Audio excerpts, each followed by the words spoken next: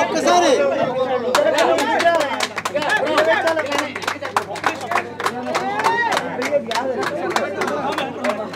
అందరూ కంఫర్ట్గా ఉంటే కూర్చున్నారు దయచేసి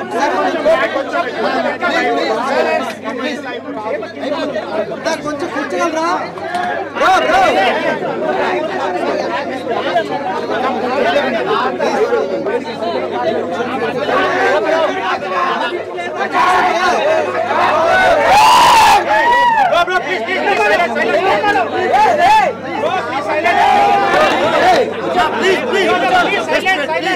చాలా చాలా పెద్ద థ్యాంక్స్ మీ అందరికి నేను రుణపడి ఉన్నాను. అసలు బిగ్ బాస్కి వెళ్ళక ముందు మీరందరూ కూడా నన్ను మీ ఛానల్స్కి పిలిచి ఇంటర్వ్యూలు చేసి నన్ను ఇంత వాణి చేసి మీరే నన్ను అక్కడ పంపించారు. సో ఇక్కడ మీకు కొంచెం అందరూ ఒకటేసారి రావడం వల్ల కొంచెం అటు ఇటు అవుతుంది, దయచేసి మీరు అర్థం చేసుకోండి. సో ఇకపోతే ఎలిమినేషన్ బిగ్ బాస్ చరిత్రలో ఇది హ్యాపీయెస్ట్ ఎలిమినేషన్గా మీరు గమనించాలి. ఆ కంటెస్టెంట్స్ ఎవ్వరు కూడా వెనుకోట్లు పొడి చేయలేదు, అలాంటివన్నీ కాదు. ఈ రోజు నన్ను ఎలిమినేట్ చేసి పంపించిన కంటెస్టెంట్స్ ఎవరైతే ఉన్నారో ఫస్ట్ టైం బిగ్ బాస్లో ఇలాంటి ఒక సాంప్రదాయానికి తెరదీశారు. అంటే జనరల్గా ఇన్నాళ్ళు జనాలే ఆడియన్సే ఎలిమినేట్ చేస్తున్నారు, but for the first time కంటెస్టెంట్స్ని ఎలిమినేట్ చేసే అవకాశం వచ్చినప్పుడు కంటెస్టెంట్స్ని నేను ఆల్రెడీ గత ఒక రోజు ముందు నుంచే నేను ప్రిపేర్ చేశాను.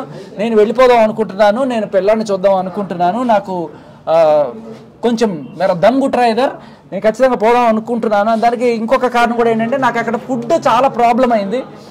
ఒకే ఒక వెజిటేరియన్ మొత్తం నేను అక్కడ అందరూ కూడా ఎగ్ లేకపోతే చికెన్ మటన్ ఇవన్నీ తీసి సరిపెట్టుకుంటున్నారు, కానీ నాకు చాలా ప్రాబ్లం అయిపోయి ఎంత ప్రాబ్లం అయిందంటే వాళ్ళు ఆఖరికి ఆ ప్రోటీన్ పౌడర్ కూడా తీసుకెళ్ళిపోయారు.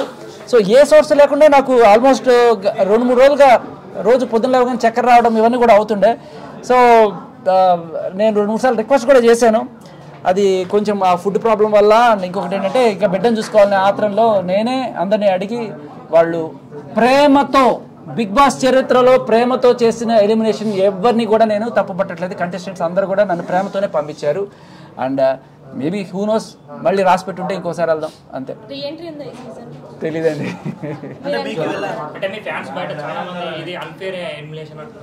ఫ్యాన్స్ అందరికీ కూడా నా జోకులు లేకపోతే నా స్పాంటినిటీ నచ్చుంటే ఇక్కడ కాకపోతే ఇంకెక్కడైనా మిమ్మల్ని ఎంటర్టైన్ చేస్తాను నేను. సో నన్ను అర్థం చేసుకున్నారు. అట్లీస్ట్ శేఖర్ భాష ఉన్నాడు, ఒకడు ఉన్నాడు, వాడు ఇలాంటి జోకులు వేస్తాడు, వాడి టైమింగ్ ఇలా ఉంటుంది, వాడి స్పాంటినిటీ ఇలా ఉంటుంది అని మీరు గ్రహించినప్పుడు బిగ్ బాస్ లో మళ్ళీ వస్తే అవకాశం వెళ్తాను. బిగ్ బాస్ కాకపోతే మనకి బోల్డెన్ ప్లాట్ఫామ్స్ ఉన్నాయి. విన్నర్ ఎవరు అవుతారని కాదు, ఎవరు అవ్వాలని కోరుకున్నానంటే నాకు సీత గాని విష్ణుప్రియ గాని అయితే బాగుంటుంది. మన తెలుగు అమ్మాయిలు ఇప్పటిదాకా అమ్మాయిలు కాలేదు, ఫస్ట్ టైం అమ్మాయిలు అయితే బాగుంటుంది. అండ్ తెలుగు అమ్మాయిలు కదా అని ఒక అండ్ చాలా అనిపించింది.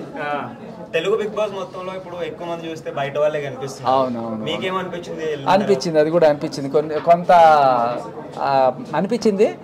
బట్ అంటే ఒకసారి వాళ్ళు వాళ్ళ ఊరు దాటి మన దగ్గరికి వచ్చి మనతో ఉంటున్నప్పుడు వాళ్ళు మన వాళ్ళగానే పరిగణించాలి. సో ఎలిమినేట్ అవడం కూడా ఫస్ట్ బేబక్క, నెక్స్ట్ మీరు ఇద్దరు తెలుగు వాళ్ళు, కన్నడ వాళ్ళు ఎక్కువైపోయారు అందులో. ఫీల్ అవుతున్నారు ఆడియన్స్ కూడా? లేదు లేదు లేదు, అస్సలు ఫీల్ అవ్వడానికి ఏమి లేదు. నేను మీ వాడినే. ఇప్పుడు మీరు గమనిస్తే నేను ఈ బిగ్ బాస్కి వెళ్ళక ముందు కూడా ఇదే రేంజ్లో నాకు ఆదరణ, రోజు ఏదో ఛానల్లో కనబడుతుండేవాడిని, మాట్లాడుతుండేవాడిని. కాకపోతే అప్పుడు మీరు చూసిన శేఖర్ కంప్లీట్గా డిఫరెంట్ ఉండే. చాలా సీరియస్గా లా పాయింట్లు మాట్లాడుతూ ఎవిడెన్స్లు కలెక్ట్ చేస్తూ ఇన్వెస్టిగేట్ చేసి మీలో ఒకటిగా ఉండే. నేను బిగ్ బాస్కి వెళ్ళడానికి కూడా కారణం అదే. నేను ఏం చేయగలను అంటే ఇలా గొడవలు పడ్డం ఇవన్నీ కూడా ఆల్రెడీ బయట చేసి ఉంటాడు. మళ్ళీ అక్కడ అదే ఇదెందుకు, మంచి comedy timing, sense of humour. మరి 2 వీక్స్ కే బయటికి రావడం డైజెస్ట్ చేసుకోలేకపోతున్నారు సార్. చెప్పాడు అదే. సో యా అదండి. అండ్ ఇంకొకటి ఏంటంటే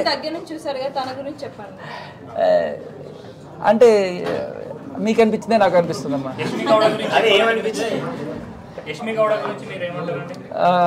సోనియా కొంచెం టాప్ స్కేల్లో ఉంది. యష్మి కొంచెం నెక్స్ట్ ర్యాంక్ లో వస్తుంది. అంటే యష్మి నేను పక్క నుండి చూస్తుంటాను కదా, మాట్లాడుతుంటాం స్ట్రాటజీస్ గురించి. ఎందుకు అలా చేస్తున్నాం అంటే లేదు మన టీము ఇలాగే చేయాలి అని చెప్పి కళ్ళ ముందు కనబడుతున్నా కూడా వచ్చి ఉంటారేమో. అది అయితే ఉన్నాననుకో వాళ్ళకి స్ట్రాటజీస్ అని ప్రిపేర్ చేసుకుని వచ్చారు. కానీ ఇవన్నీ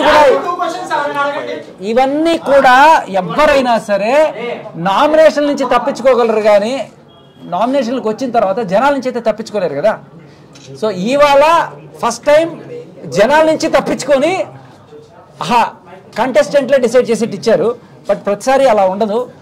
మేబీ బిగ్ బాస్ కూడా నన్ను ఒక పరీక్ష పెట్టడం అనిపిస్తుంది. ఈ సెకండ్లో ఎలిమినేషన్ కనుక ఛాన్స్ ఇస్తే శేఖర్ నిజంగానే తీసుకుంటాడా, లేకపోతే ఏదో సింపతి కోసం ఏమైనా డ్రామాలు ఆడుతున్నాడా?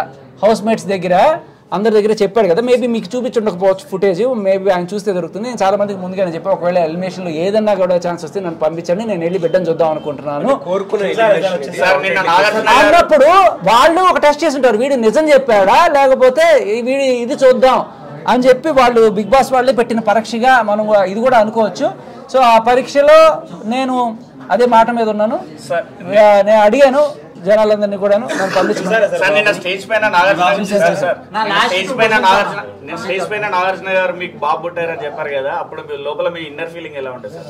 అండ్ ఇలా లైవ్ గా చూసినప్పుడు ఎలా? ఓ మై డాడీ నే విన్నా ఓ తీయని వార్త. నా ఫీలింగ్ ఒకటే చెప్తా, ఎవరికైనా డాక్టర్ నర్స్ వచ్చి బాబు బిడ్డ పుట్టారు, నాకు కింగ్ నాగార్జున గారు చెప్పారంటే ఆనర్. సో గుర్తు పెట్టుకుంటా. టాప్ 5 చెప్పలేమా, నాకు అది చెప్పా కదా, సీత అండ్ విష్ణు అయితే బాగుంటుంది అనిపిస్తుంది. ఆదిత్య అవ్వచ్చు సార్. బిగ్ బాస్ కి వెళ్ళాక నేర్చుకున్నారు, మీరేం నేర్చుకున్నారు సార్? సింపతి గేముల వల్ల, లేకపోతే ఊరికే ఎమోషన్స్ చేయడం వల్ల, లవ్ ట్రాక్లు నడపడం వల్ల మీరు కొన్నాళ్ళు ఈ నామినేషన్లోకి రాకుండా తప్పించుకోవచ్చు, కానీ జనాల నుంచి అయితే తప్పించుకోలేరు. అల్టిమేట్ గా మిమ్మల్ని కాపాడాల్సింది జనాలు. లాస్ట్ క్వశ్చన్, ఎవరు బాగా ఫేక్ అనిపించారు ఒక్కరి పేరు, ఎవరు బాగా జెన్యూన్ ఉన్నారు ఒక్కరి పేరు? సోనియా ఫేక్,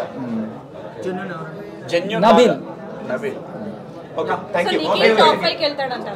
వెళ్ళొచ్చేమో అంటే స్ట్రాంగ్ అన్నారు, కానీ తర్వాత 2-3 రోజులు బాగా